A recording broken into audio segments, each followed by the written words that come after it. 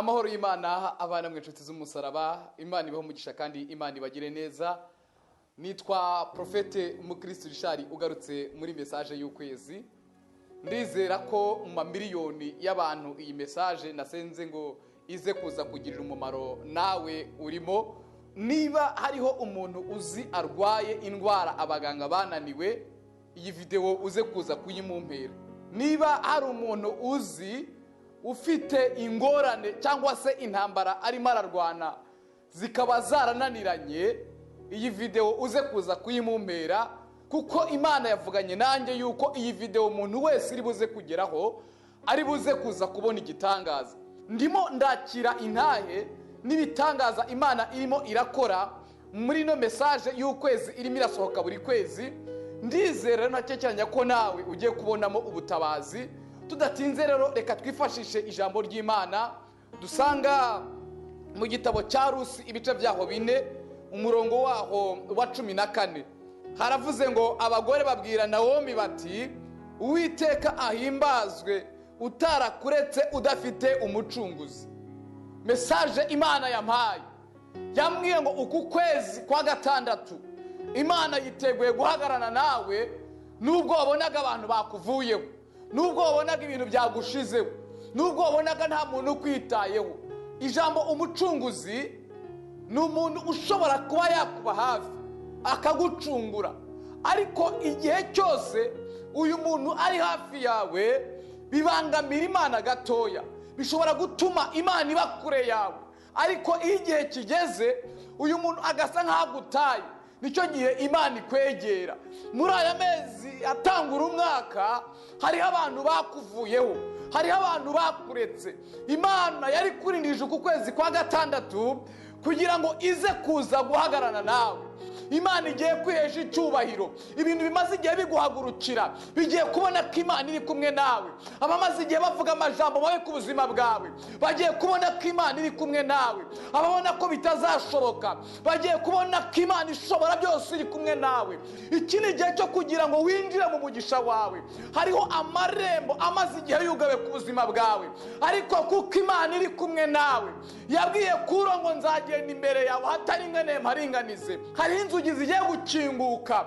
Ndimo ndabona urugendo warutanguye. Reka mubwire nshuti yanjye, uru rugendo mbona Imana igutanguje nihagira igihaguruka kikitambika bizagenda nkuko byagenze kuri Yeriko. Nihagira abakuvuma ibyo muvumo uzahinduka ubusa nkuko byagenze ku bwa Baramu na Baraki. Imana yacu ifite imbaraga. Imana yacu yiteguye kukugirira neza.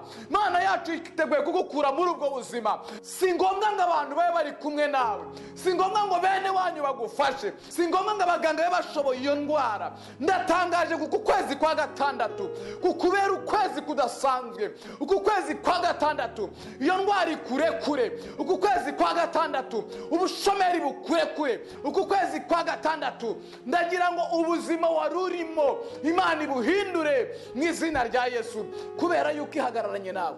Tugiye gusenga n'Imana. Umuntu ufite indwara abaganga bananiwe, rambika ikiganza ahantu urwaye. Nabonye abantu bariko baranyandikira bari mu bihugu bitandukanye bambwira ngo igihe wavuga ngo turambike ikiganza aho turwaye twarabikoze kandi twabonye inyishu nziza. Ndagira mubwire ngo nawe rambika ikiganza ahantu urwaye. Niba ari umuntu ufite ikibazo ashobora kuba arwaye arembye, gerageza umurambike ku ikiganza. Kwizera kuzanwa no kumva kukabyara igitangaza. Sinitaye igihugu urimo, ahantu uri hose iyi message ikabikugezeho, hari igitangaza ugiye gukura muri no message. Urashobora kuba utabyara. Nabonye hari abantu Imana igiye guha urubyaro kubw'iyi message. Rambika ikiganza ku nda yawe. Urashobora kuba warabuze akazi. Rambika ikiganza ku mutima wawe. Urashobora kuba ufite intambara urimo urarwana nazo mu kazi. Rambika ikiganza ku mutima yo gusengeresha. Imana ya ndayizi igiye guhagarana nawe. Uriteguye ngusengere? Data, mu izina rya Yesu Kristo w'i Nazareti, Mana ikomeye kandi Imana ihambaye, Mana ifite ubushobozi n'ububasha, Imana ikiza indwara.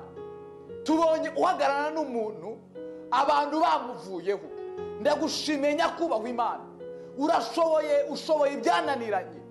Ndasenze kugira ngo uyu urwaye indwara idakira, iyi ndwara y'amaguru, iyi ndwara yo mu nda, iyi ndwara yo mu mugongo, iyi ndwara y'umutwe, iyi ndwara iyo ari yo yose, iyi ndwara iri mu maraso, we kanseri, iyi ndwara y'ubugumba, ndayitegetse ngo irekure mu izina rya Yesu Kristo w'i Nazareti. Imbaraga z'uburwayi, uyu urwaye ibisazi, uyu urwaye ubumuga, ndagira ngo aka kanya habeho ubuzima. Ndasenze mwami wanjye kugira ngo uhindure ubuzima bw'uyu muntu. Uyu wari umushomeri ahindurirwa amateka, uyu ukeneye kubaka urugo ahindurirwa amateka, uyu ukeneye ubundi buzima, ndagira ngo umugirire neza kandi umutabare. Reka imbaraga zawe mwami wanjye zikora igitangaza. Uyu wahinahinwe agahinahinwa n'abadayimoni, mwe abadayimoni mwe mumurekure. Abadayimoni barekure dosiye yawe, abadayimoni barekure bizinesi yawe, abadayimoni barekure akazi kawe, abadayimoni barekure abana bawe, abadayimoni barekure urugendo rwawe mu izina rya Yesu Kristo w'i Nazareti. Reka ubone ubutabazi buvuye ku Mana muri kuno kwezi kwa gatandatu. Urakoze mwami wanjye, urakoze kumutabaye, urakoze kumurengeye kandi umugiriye neza. Ni mu izina rya Yesu Kristo w'i Nazareti tubyambaje, amina. Urakize sha, urabohotse, Mana ikugiriye neza, Mana iragutabaye.